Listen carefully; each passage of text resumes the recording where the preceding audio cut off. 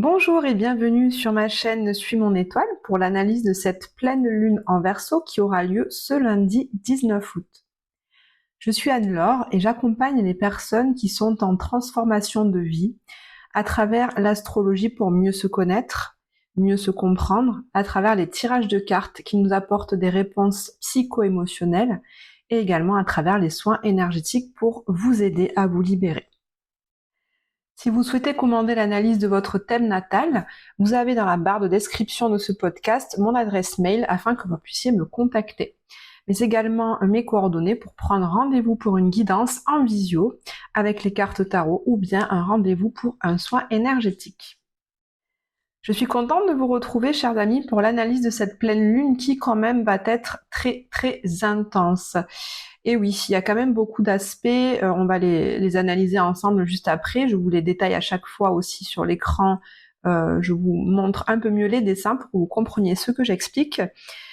Mais elle va être assez lourde au niveau relationnel, ça va être assez électrique, donc accrochez vos ceintures parce qu'il risque peut-être d'y avoir des conflits, des tensions dans nos relations, qu'elles soient amoureuses, familiales, peut-être amicales, mais surtout amoureuses et familiales. Alors, comme chaque pleine lune, c'est donc le soleil qui se trouve en face de la lune et qui va l'éclairer. Donc ici, le soleil se trouve en Lion à 27 degrés et il va donc éclairer la lune qui se trouve en face dans le signe du Verseau à 27 degrés également. Donc comme toutes les pleines lunes, on a un équilibre à trouver entre ces deux énergies que sont le Lion et le Verseau. L'axe Lion-Verseau en astrologie qui va nous parler justement de moi. Le Lion, c'est le roi soleil, c'est le jeu. Et puis en face, le Verseau, c'est le collectif, c'est les amis, le groupe. Donc déjà, il y a un équilibre à trouver entre moi et les autres à travers l'axe Lion-Verseau. Et puis, on a la lune qui se trouve dans la maison 1, donc la maison 1 qui parle de soi, de ses besoins, de ses désirs, et le soleil qui se trouve en maison 7, en face, qui va parler de la relation et le partenariat avec une personne proche, une personne avec qui on construit une relation, qu'elle soit à la fois privée ou professionnelle. Donc ici, on a notre soleil en Lion qui arrive à la fin du signe, puisqu'on va passer bientôt dans le signe de la Vierge. Donc ce soleil en Lion en maison 7 nous parle d'une envie, voilà. Le lion, c'est le roi, c'est la lumière, c'est la générosité, c'est la grandeur d'âme. Donc ça nous donne une énergie qui est vraiment tournée vers la générosité, tournée dans le don de soi. Le lion est relié au cœur dans le corps et nous parle vraiment de donner un grand amour, l'amour avec un grand A. C'est un signe qui a un grand cœur. Donc là, dans nos relations, ça nous parle de justement être très généreux, d'avoir envie de briller, d'avoir envie de donner beaucoup de chaleur, beaucoup d'attention, de prendre les gens dans ses bras, d'être souriant, lumineux, de guider les personnes dans la lumière, dans l'amour, dans la joie, dans le plaisir, puisque le lion, c'est aussi un signe de plaisir, de jeu, de loisir, qui est tourné vers les enfants, donc ce côté enfant qu'on a à l'intérieur de nous, qui nous amène à être spontané, à être dans la gaieté, et l'instant présent. Donc ça, c'est le soleil d'un côté, on a de cette énergie-là. Et en face, on a la lune qui parle de nos besoins émotionnels, de nos besoins intimes, qui se trouvent en Verseau. Donc là, en maison 1, ça nous montre que de l'autre côté, on a besoin de notre liberté, on a besoin en Verseau d'avoir notre indépendance. Le Verseau est très relié à la liberté, il est aussi relié au grand projet de vie. Donc là, cette pleine lune peut nous montrer aussi, mettre en lumière nos projets de vie, quels sont ces grands projets, ce qui nous fait rêver, en fait, ces projets un petit peu idéalistes qu'on a envie d'avoir pour nous, mais aussi pour le collectif dans son ensemble. Avec cette lune en Verseau, ça nous montre aussi qu'on met de l'importance sur tout ce qui est intellectuel, tout ce qui est de l'ordre des idées, de l'idéologie. Cette lune en Verseau est très cérébrale, hein, elle est très dans le mental, très dans l'analyse, elle va pas être dans les émotions, contrairement au Lion qui est dans la chaleur. Le Verseau, lui, est beaucoup plus froid, dans le sens où il mentalise et il analyse tout avec son esprit. Cette lune en Verseau va donc faire passer en premier notre indépendance, notre besoin de liberté et d'autonomie en priorité. On a besoin de savoir qu'on peut penser ce qu'on veut, qu'on peut être ce qu'on veut, qu'on peut agir comme bon nous semble, mais toujours dans une optique de bien-être pour le collectif. Le Verseau, c'est pas du tout un signe égoïste, bien au contraire, c'est le signe le plus collectif du zodiaque. Mais là, en maison 1, c'est je fais des choses de façon très libre, qui sont tournées vers le collectif, mais quand même, je suis dans ma liberté, je suis dans mon indépendance. Donc, vous voyez bien qu'il y a un équilibre à trouver entre moi, ma liberté, mon indépendance, et puis mon envie également de briller dans une relation, de donner beaucoup d'amour dans une relation, un partenariat, une association en particulier. En plus de ça, vous pouvez voir sur la nouvelle carte qui s'affiche à votre écran que notre Soleil, il est conjoint à Mercure. C'est-à-dire que ces deux planètes se retrouvent quasiment sur le même degré, puisque Mercure est à 26 degrés, le Soleil est à 27 degrés. En effet, en ce moment, Mercure est en phase de rétrogradation, on arrive quasiment à la fin, on est à peu près au milieu, de la rétrogradation. Et donc là, elle est re-rentrée dans le signe du Lion et elle va se retrouver à côté du Soleil. Donc ça nous montre bien que dans une relation, un partenariat, une association, on a vraiment envie de communiquer, on a envie d'expanser, d'exprimer cette grandeur d'âme, ce grand amour, cette générosité. On a vraiment envie que ça se voit, on a envie de le montrer, de l'exclamer, de l'exprimer haut et fort pour que tout le monde l'entende. Vous voyez, donc c'est cette énergie vitale avec ce Soleil et puis Mercure qui nous donne envie de penser en grand, de s'exprimer de sorte à être entendu de manière majestueuse et grandiose. Donc cet équilibre qu'on est amené à trouver entre notre besoin de liberté et d'indépendance avec la Lune en Verseau et ce besoin de reliance, de donner, d'amour dans des relations avec le Soleil en Lion et Mercure également, va être, mis à mal un petit peu par un carré fait avec la planète d'Uranus en Taureau en maison 3. Vous pouvez le voir sur la carte qui s'affiche maintenant. On voit que ça forme un triangle isocèle dont la pointe arrive sur Uranus en Taureau en maison 3. Alors cette planète Uranus est une planète qui nous amène beaucoup d'électricité. Cette planète, en astrologie, cette fois-ci, nous parle souvent de choses imprévues, de soudaineté. Vous voyez, elle est un peu comme à l'image de la carte de la tour dans le tarot, où on voit la foudre qui vient détruire le haut de la tour d'un coup comme ça, d'un seul. Donc là, on est vraiment dans cette énergie-là avec Uranus en Taureau. En plus de ça, il est dans le signe du Taureau depuis un certain nombre d'années, et dans le signe du Taureau, Uranus n'est pas du tout à l'aise, puisque le Taureau est un signe qui aime la stabilité, qui construit avec patience, avec lenteur, qui aime justement amasser beaucoup de choses pour se sentir en sécurité. Uranus, c'est carrément l'inverse. Uranus, il peut tout casser comme ça du jour au lendemain. Donc Uranus, en fait, c'est assez instable, contrairement au Taureau. Donc vraiment, là, Uranus, dans le Taureau, il n'est pas du tout à l'aise. Et donc cette énergie d'Uranus va amener de la tension à la fois à la Lune et à la fois au Soleil. Comme il est en maison 3, ça nous parle de notre communication, de notre façon de penser et de nos déplacements. Donc Uranus, c'est des choses, soudaines. Donc Uranus en maison 3, en carré avec la Lune en maison 1, peut par exemple nous faire exprimer nos besoins de manière soudaine face à des personnes en étant dans trop d'affirmations et du coup ce qui peut amener certaines tensions ou certains conflits.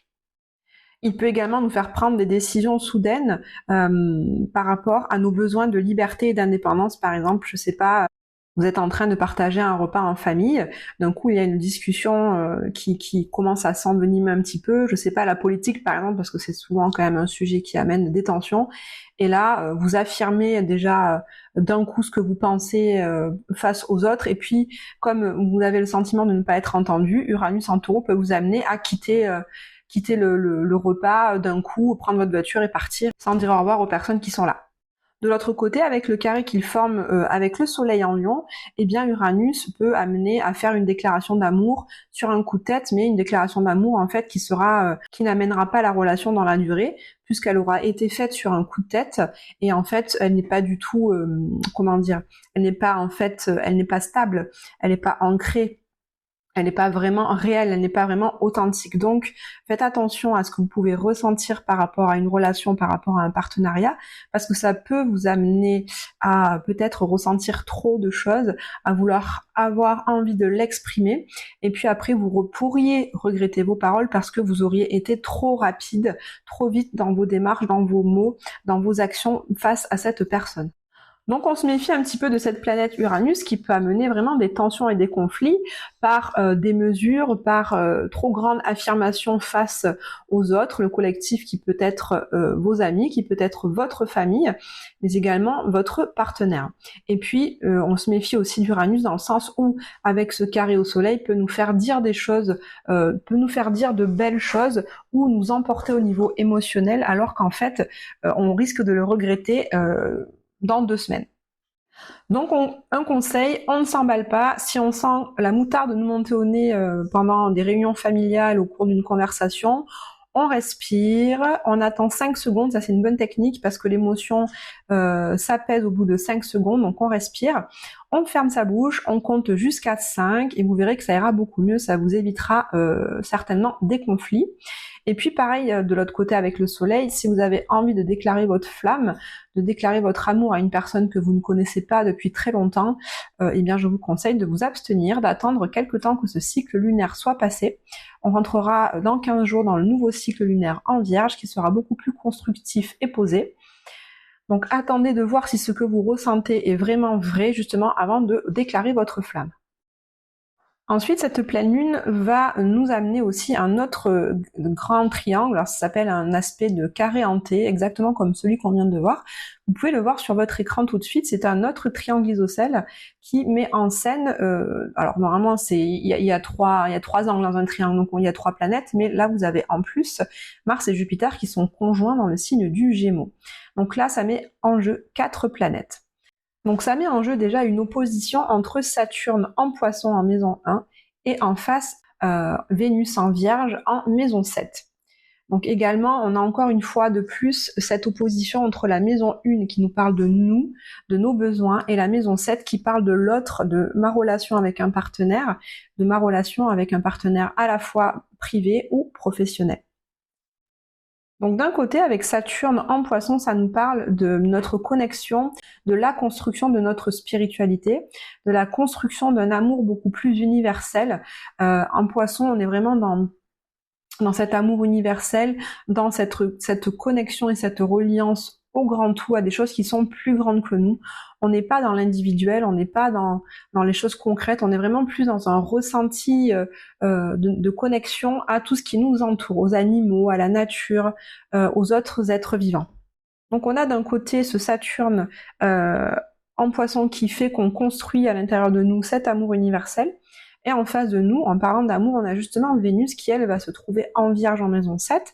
Vénus qui, en Vierge, vient là de manière très concrète apporter de l'amour aux gens qui nous entourent par des gestes vraiment très pragmatiques. Par exemple, faire un massage à son partenaire, faire des bons petits plats à ses enfants, à sa famille, aider ses parents à faire le jardinage ou à repeindre la maison, faire des petits travaux, etc. Ça c'est vraiment Vénus en Vierge. En maison 7, ça veut dire qu'on va avoir envie d'apporter notre amour et notre soutien par le service. La Vierge, c'est vraiment la mise au service de manière très concrète. Donc vous voyez déjà là, cette pleine lune nous amène également à avoir un équilibre entre cet amour universel très grand, plus grand que nous, et à la fois apporter cet amour de façon très concrète à notre entourage.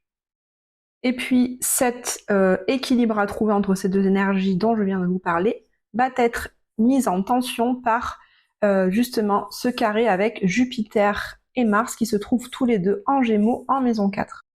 Mars et Jupiter forment donc ce qu'on appelle une conjonction, c'est-à-dire qu'ils se trouvent quasiment sur le même degré puisque Jupiter est à 17 degrés du Gémeaux et Mars est à 19 degrés du Gémeaux. La conjonction exacte a eu lieu le 14 août, donc c'était mercredi. Donc on a pu ressentir ces effets déjà dès mardi et jusqu'à jeudi. Donc mardi, mercredi, jeudi, on a pu ressentir certaines tensions.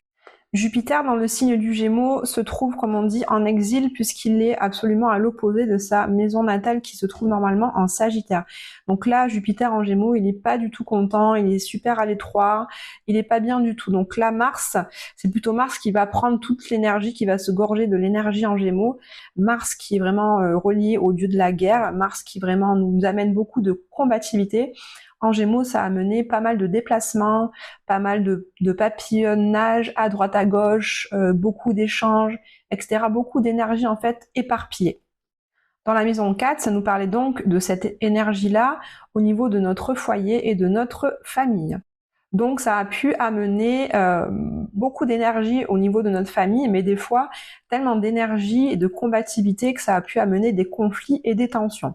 Par exemple, je vais vous dire ce qui m'est arrivé moi en tant que Sagittaire. D'ailleurs, les Sagittaires, dites-moi s'il y en a d'autres qui écoutent ce podcast, ce que vous avez vécu entre mardi, mercredi ou jeudi au niveau familial. Parce que comme Jupiter, notre gouverneur des Sagittaires, se trouve exactement à l'opposé de notre signe, c'est-à-dire qu'il forme vraiment une opposition avec notre Soleil en ce moment, ça amène vraiment des tensions. Et là, c'était en famille. Donc, je pense que nous, les Sagittaires, nous avons été les plus touchés par cette conjonction Mars-Jupiter cette semaine. Donc, dites-moi un petit peu en commentaire ce qui vous est arrivé. Moi, je vais vous faire part de ce qui m'est arrivé au niveau familial. Donc mardi soir, j'ai mangé chez mon frère avec mon frère, ma mère et ma belle-sœur.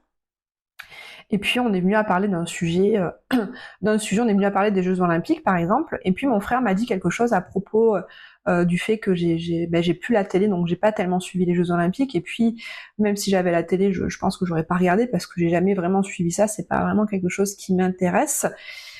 Et puis j'ai pris ça. J'ai pris ça comme un reproche, j'ai pris ça très mal en fait.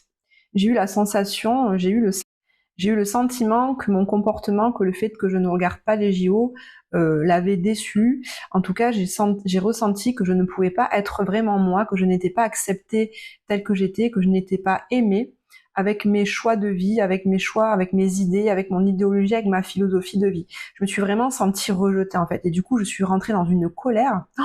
J'étais vraiment très en colère. Le ton est monté, on s'est disputé, si bien que ma belle-sœur à la fin, elle a fini par dire que j'exagérais, et elle avait raison en fait. Elle avait raison. Donc justement, si mon frère et ma belle-sœur écoutent ce podcast, ils seront contents de m'entendre dire ça. Je me suis excusée à la fin, mais voilà, je me suis mise en colère et tout est parti. D'un petit sujet des JO, c'est parti à de toute façon. Vous ne m'avez jamais compris, vous n'acceptez pas ma différence, nanana. Je suis partie dans un truc complètement grand en fait, qui n'avait rien à voir avec le sujet de départ, mais c'est vraiment pour vous montrer Mars et Jupiter. Jupiter, c'est une planète qui grossit les choses, donc là je suis vraiment partie dans l'excès. Mars, c'est la planète de la guerre, de la combativité. Je suis partie vraiment dans un excès de conflit quoi. Je me sentais tellement agressée dans ma façon de vivre et dans ma façon de penser que je suis allée au combat direct et de façon excessive. C'est vraiment, ça témoigne vraiment de cette conjonction Mars-Jupiter en Gémeaux. Et ce qui est très drôle, c'est que ma belle-sœur a le soleil en Gémeaux, donc c'était marrant que je me retrouve en conflit après avec elle parce que elle était elle est dans l'opposition par rapport à moi. Enfin bon, du coup, après j'ai fini en larmes, voilà, j'ai explosé en sanglots. C'était vraiment le drame ce soir-là, mais j'ai fini par m'excuser. J'étais vraiment désolée d'être sortie de mes gonds, de m'être montrée ainsi. Et puis alors, je vous explique même pas le lendemain comment j'ai culpabilisé, comment j'avais honte d'avoir eu ce comportement en famille et de me dire mais en fait Anne-Laure, c'est pas possible, comment tu veux qu'on t'aime en ayant ce comportement? Moi-même déjà je me déteste quand je suis comme ça, donc c'est très difficile. Donc là j'essaie de travailler là-dessus. Bon, voilà, donc vous me direz les Sagittaires comme moi ou d'autres personnes bien sûr si vous avez ressenti et vécu des choses à peu près similaires au niveau familial cette semaine. Donc cette énergie de Jupiter et de Mars conjoint qui peut nous amener des excès de combativité, des excès d'affirmation, peut aussi au niveau familial amener des tensions et des conflits au niveau de notre manière d'aimer, de notre façon d'apporter l'amour, de notre façon de nous mettre au service des autres, mais également au niveau de l'amour universel, au niveau de notre spiritualité aussi et de notre philosophie de vie, notre façon de voir les choses. Donc faites attention au niveau aussi toujours de vos échanges dans votre famille et votre foyer. Comme tout à l'heure, si vous sentez que ça monte, attendez 5 secondes, isolez-vous, allez vous promener, faites quelque chose pour vous détendre.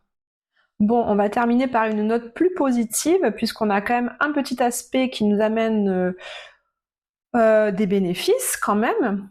Pour cette pleine lune, on va, en fait, comme j'ai intitulé, si vous pouvez le voir sur la carte de votre écran, Neptune, notre sauveur. Parce que bon, Neptune va faire deux aspects de sextile. D'un côté à Uranus, rappelez-vous Uranus, j'en ai parlé au début de la vidéo, Uranus, cette planète électrique qui amène de la révolte, qui amène des conflits et des tensions.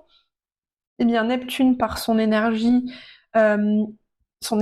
douce, son énergie d'amour va amener justement beaucoup de douceur à Uranus, va pouvoir un petit peu la tempérer dans ses élans de révolte. Neptune sextile à Pluton va nous permettre d'effectuer les transformations qu'on sent qu'on a besoin de faire à l'intérieur de nous pour justement aller davantage vers notre idéal de vie.